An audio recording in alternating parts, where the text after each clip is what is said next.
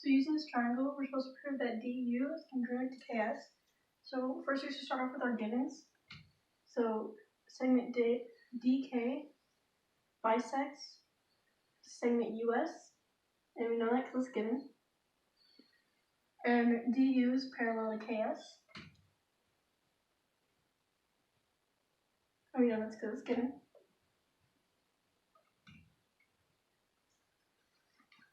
So when we first look at it, we can see that these two angles are congruent to each other.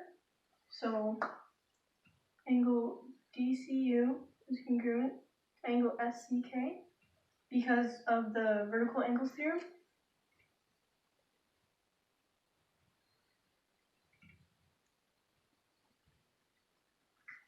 So then we gotta go ahead and mark that. And when it says that DK bisects US, it says that it splits US in half.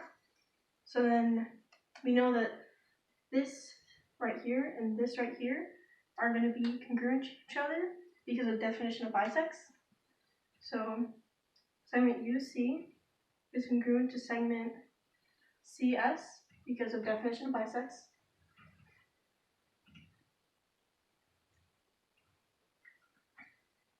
And then when I mentioned that DU is parallel to KS, we can look at it as if like this is the transversal and then these are the two lines that run through it. So then we can mark this and this as congruent to each other because they're alternate interior angles. So angle D is congruent to angle K because of the alternate interior angles theorem.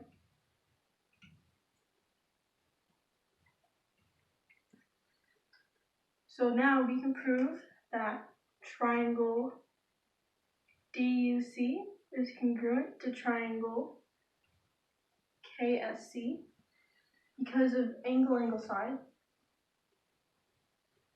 And also with this, if you go back to this step, angle S and angle U are also alternate interior angles. So then you could also prove it by using angle side angle. And since we're trying to prove that DU is congruent to KS, we know it's going to be our last step because of corresponding parts of congruent triangles are congruent, or CPCTC, because when you look at this, DU is in the first and second, and so is KS.